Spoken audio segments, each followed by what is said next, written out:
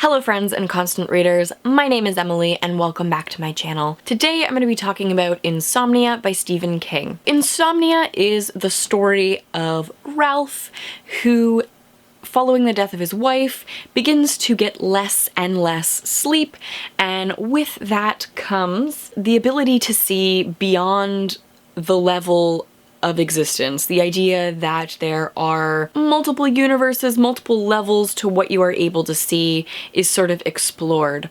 The driving, external plot is largely about a feminist who is coming to Derry to do a speech. So this led me to do some research about laws in Maine in the early 90s. In 94, there were some significant encouraging trends concerning reproductive health that actually took place in Maine. At that time, the state legislation was inundated with 436 plus bills related to abortion, family planning, and teen pregnancy and infertility. By the end of 94, 19 bills were approved, and I think 5 of those were later vetoed after they'd been approved. At the end of 94, 2 clinical bills had been enacted, and an increasing number of states got funds for abortion for low-income women and expanded income eligibility for subsidized abortions. State legislature to ban abortions sort of trickled away in 93 after the US Supreme Court reaffirmed Roe v. Wade.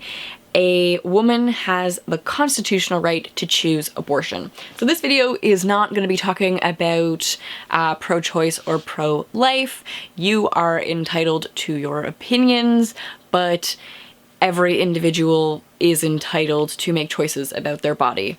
And that is where we're going to end that discussion. But that the book is sort of leaning on or picking up on contemporary politics, contemporary changes in the legislation that affected women, I think is interesting. I also think it's interesting that largely the response in contemporary Goodreads reviews. So on Goodreads, there aren't that many reviews. A lot of them have happened in the last couple of years. And I think it's interesting that a lot of people don't feel that this novel is political, even though it is clearly a piece of cultural production. Like the early 90s, there were clearly a lot of discussions happening around abortion, around women's reproductive rights, around women's reproductive health, and their right to have access to that care. I mean, those conversations are still happening, sadly, but this is something that was topical, and the novel picked up on it. The supernatural stuff is just sort of fluff padding around this larger political discussion.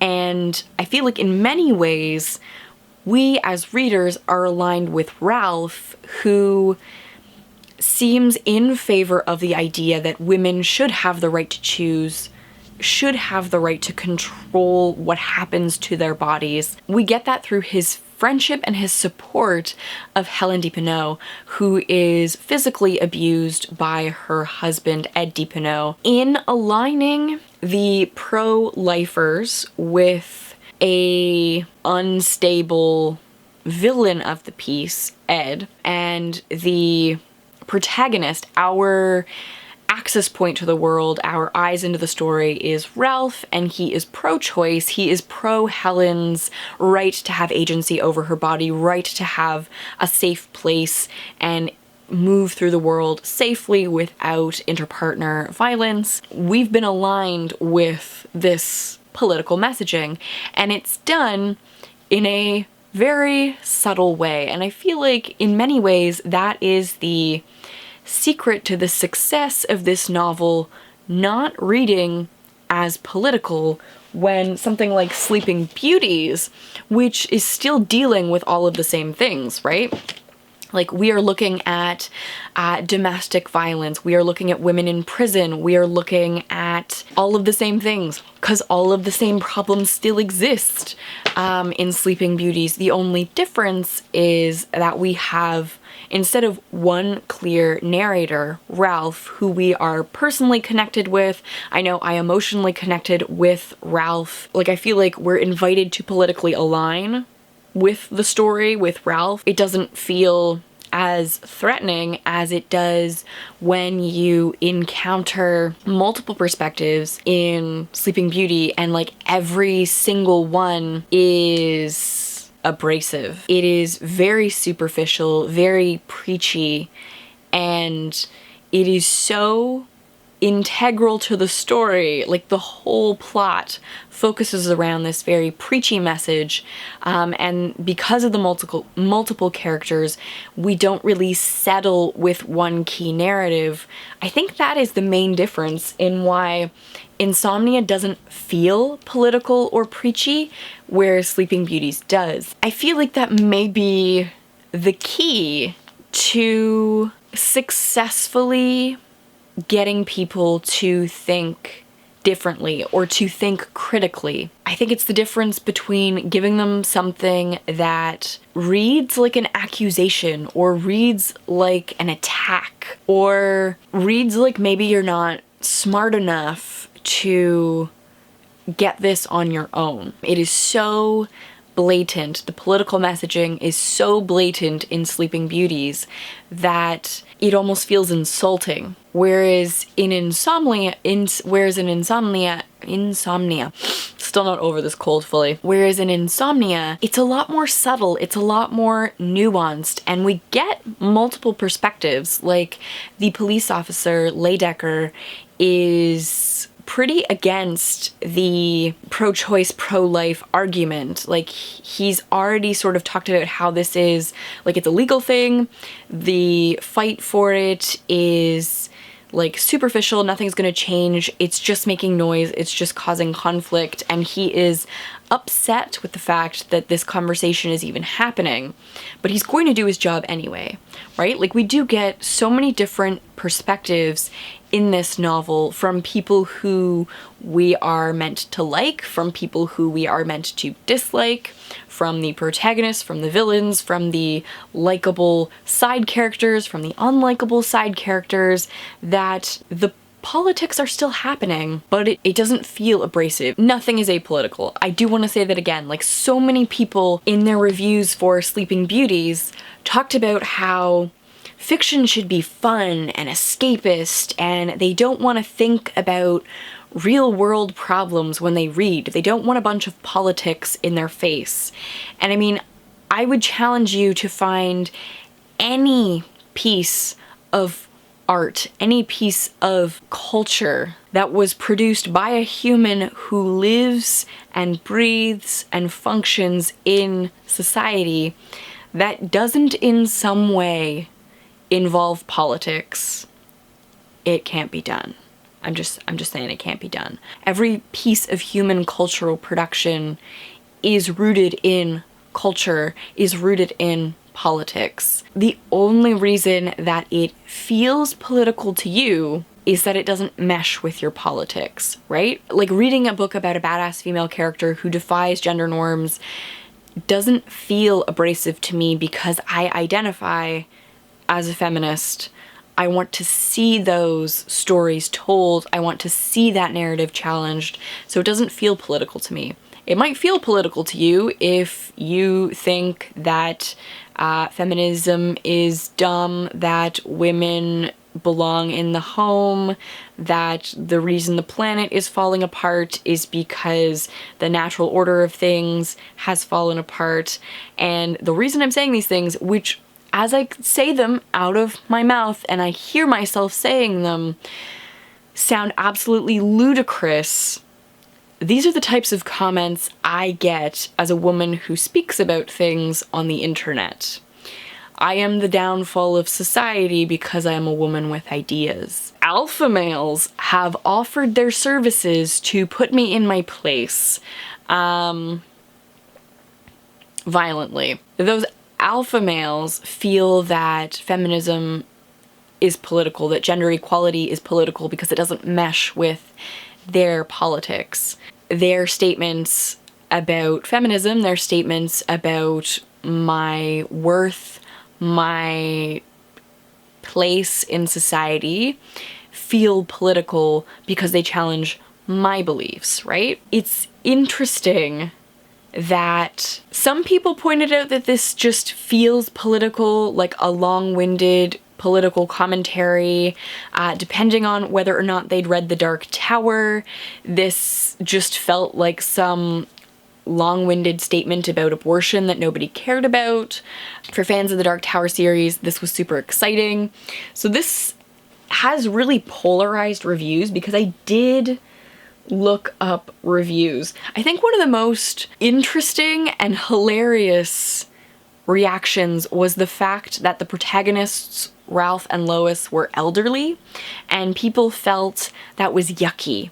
The idea of Ralph and Lois having sexual desire, having agency, moving through the world, being protagonists was yucky to some people. They didn't want to see old people as heroes. And can I just point out that, like, 60 and 70 isn't that old? The way that they talk about Ralph and Lois is as if they're like 105. My parents are in their 60s. I'm not putting them in an old age home the way Lois's son wants to put her in an old age home. It's just interesting that the reaction to, like, you probably interact with humans who are 60 and 70 in the workforce, in your day-to-day. They probably don't read as ancient, decrepit non-heroes to you. But to some readers, the fact that, like, the number that Ralph is in his 70s, that Lois is in her 60s, disturbed some people. And I find that interesting. I find that very interesting that we are so used to our heroes and protagonists being young. I don't know, it was an interesting read. I did get the feeling, like, I really, really enjoyed it. It's been a long time since I've read a Stephen King novel, and it's been a long time since I've read an older Stephen King novel. Yeah, I believe my last Stephen King was Elevation. And it is fun to step back into King's older works. I really enjoyed Insomnia.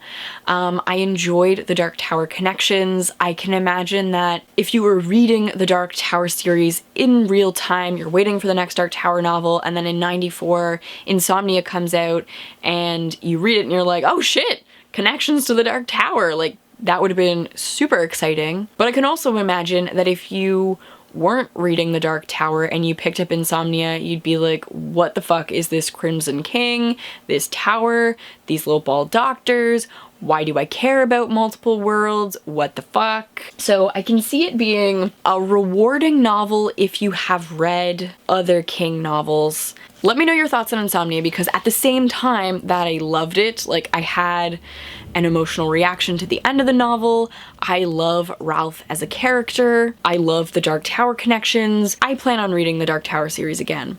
I will probably put this in between the two Dark Tower novels that it came out chronologically. I made a note here.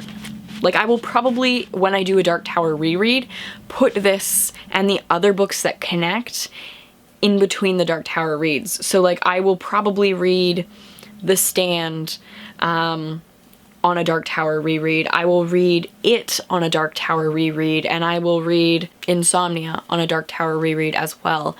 Just because I think it's fun to see the thought process, I guess. It seems like, I don't like to speculate what authors are doing, but it seems like the idea of this multiverse, the idea of these pieces of fiction existing in the same universe, existing in the same fantasy space, is interesting. And I like that that thought process is sort of being worked through.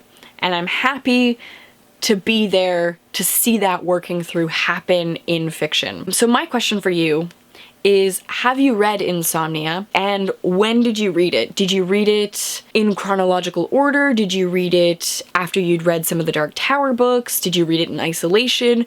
What was your reaction to this story? Let me know your thoughts on Insomnia in the comments down below.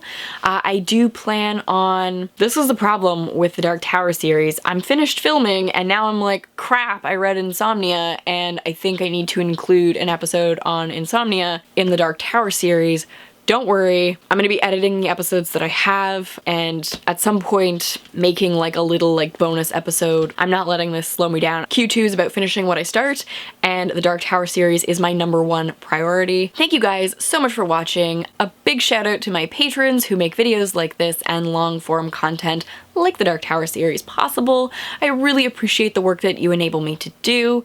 If you are interested in becoming a patron, links to that will be in the description box down below. Once again, thank you so much for watching. Let me know your thoughts on Insomnia in the comments, and I will see you soon. Bye.